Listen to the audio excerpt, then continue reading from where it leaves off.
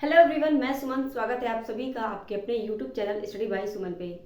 तो जीएस का आज का जो मैंने टॉपिक लिया है, ये टॉपिक है आपका भारतीय महापुरुषों के उपनाम। ये यहाँ से आपके प्रश्न देखने को मिलता है पेपर में। उसका महापुरुषों का नाम दे दिया जाएगा और उनका उपनाम पूछा जाएगा, या फिर उपनाम दे दिया जाएगा आपको और उनके जो है नाम पूछे जाएंगे। तो इन सब पे हम बात करेंगे, जो आपके पेपर में आ चुका है उन्हीं पे हम बात करेंगे। तो शुरुआत करते हैं आज की क्लास को। देखिए, एक तरफ लिखा है महापुरुष, दूसरी तरफ लिखा है उपनाम। फिर हमने यहाँ पे नहीं आया तो इसी चीज को यहाँ पे अलग से महापुरुष और उपनाम में डिवाइड कर दिया है। तो दो पार्ट में आपका इसमें डिवाइड है, एक तरफ महापुरुष है, एक तरफ उपनाम है। अब यहाँ पे अगर बात करें पहला इसमें देखिए, गोपाल हरि देशमुख को किस नाम से जाना जाता है, इनको और किस नाम से जाना जाता है। तो गोपाल हरि देशमुख को जो है लोकहितवादी के नाम से भी जाना जाता है। लोकहितवादी के नाम से किसे जाना जाता है, तो गोपाल हरि देशमुख को। बात करें यहाँ पे सुरेंद्रनाथ बनर्जी की, तो सुरेंद्रनाथ बनर्जी को राष्ट्रगुरु के नाम से जाना जाता है। ठीक है, राष्ट्रगुरु के नाम से सुरेंद्रनाथ बनर्जी को जाना जाता है। अब यहाँ पे बात करें अगर मदन मोहन मालवीय की, तो मदन मोहन मालवीय को महामाया के नाम से जाना जाता है। ठीक है, एम एस गोलवालकर इनको गुरुजी कहा जाता है। इनका उपनाम क्या है, गुरुजी। और बात करें यहाँ पे सी एफ एंड्रयूज को दीन बंधु के नाम से जाना जाता है। दीन बंधु। अब यहाँ पे आ जाता है दीन बंधु और देश बंधु में, ये थोड़ा सा आपका कंफ्यूजन होगा। तो सी आर दास यानी चित्तरंजन दास जो है, उनका जो उपनाम है वो है देश बंधु। तो दीन बंधु अगर पूछता है तो ये सी एफ एंड्रयूज हो जाएंगे। देश बंधु पूछता है तो आपका सी आर दास यानी चित्तरंजन दास हो जाएंगे। ठीक है, अब हम बात करें यहाँ पे डॉक्टर श्री कृष्ण सिंह। आप जानते हैं डॉक्टर श्री कृष्ण सिंह, इन्हें किस नाम से जानते हैं, बिहार केसरी के नाम से जानते हैं। और डॉक्टर श्री कृष्ण बिहार के प्रथम मुख्यमंत्री रह चुके हैं। ठीक है, तो ये बिहार के प्रथम मुख्यमंत्री थे जो है डॉक्टर श्री कृष्ण, और इन्हें बिहार का केसरी के नाम से जाना जाता है। फिर यहाँ पे आता है शेख मुजीबुर रहमान, इनको बंग बंधु के नाम से जाना जाता है। शेख मुजीबुर रहमान को बंग बंधु के नाम से जाना जाता है। जगजीवन राम को बाबूजी के नाम से जाना जाता है।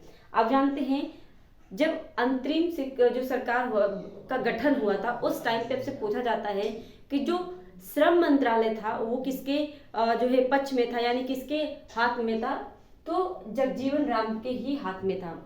अंतरिम सरकार जब बनी थी उस टाइम पे जो श्रम मंत्रालय था ये जगजीवन जी के पास था। ठीक है ना, तो जगजीवन राम से ये क्वेश्चन बन चुका है कि श्रम मंत्रालय किसके पास था, जगजीवन राम के पास था। बात करें यहाँ पे अगर सी